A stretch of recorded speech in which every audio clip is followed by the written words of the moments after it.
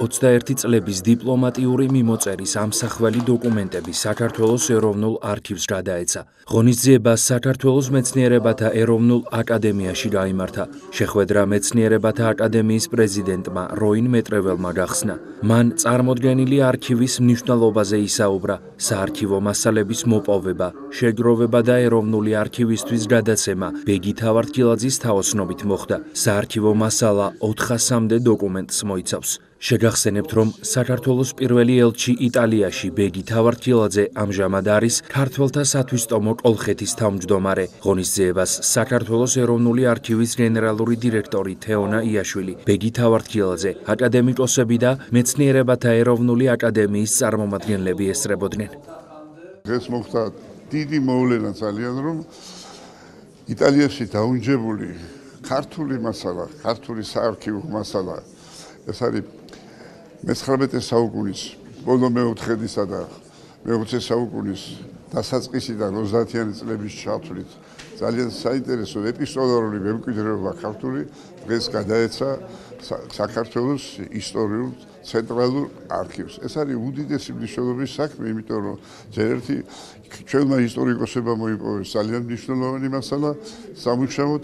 მეორეც ის არის, რომ ჩვენ არ ვკარგავთ არც ერთ მარცვალს ჩვენი ისტორიისას და ამას უდიდესი მნიშვნელობა აქვს კიდევ.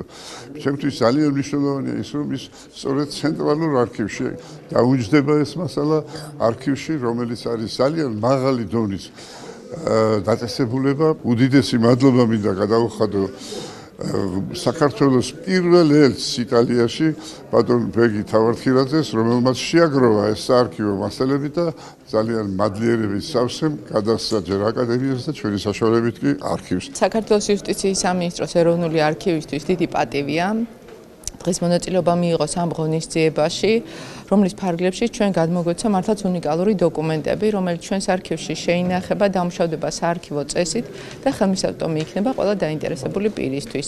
მადლობას მოვახსენებთ მეცნიერებათა აკადემიას, პირადად ბატონ როის და რასაკვირველია ბატონ ბეგის, რომელმაც დღემდე მოიძია, შეაგროვა და ჩვენამდე მოიტანა ეს დოკუმენტები. დოკუმენტები ეხება როგორც იტალიაში არსებულ საქართველოს წარმომადგენლების მიერ მომზადებულ მასალებს, საიდუმლო მასალებს, რომლებიც უგზავნიდნენ საქართველოს საგარეო საქმეთა სამინისტროს, ასევე იტალიის წარმომადგენლობა, იტალიის საქმეთა რწმუნებული არსებობდა, მაშინ ელჩი არ იყო, იტალიის ელჩი საქართველოში, მათი ანგარიშები და მათი სურვილები თუ რა რეაქცია უნდა ქონოდა, რეაგირება უნდა ქონოდა იტალიის მთავრობას საქართველოში მიმდინარე პროცესებთან დაკავშირებით. აღსანიშნავია, რომ ყოველთვის თითქმის ყველა დოკუმენტში ხაზგასმით აღნიშნული ის, რომ საქართველოს ძალიან მნიშვნელოვანი ქვეყანა იტალიისთვის და რომ აუცილებლად იტალიას გარკვეული პროტექტორატი უნდა მოეხდინა საქართველოს მიმართ. და ასეც მოხდა პრინციპში, სანამ არ მოხდა საქართველოს ანექსია ბოლშევიკების მიერ. მიუხედავად იმისა, რომ იტალიის წარმომადგენლობა, დიპლომატიური წარმომადგენლობა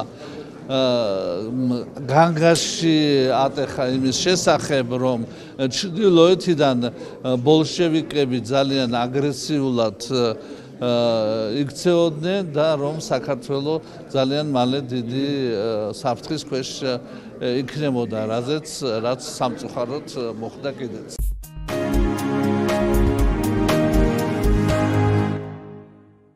ამერიკის შეერთებულ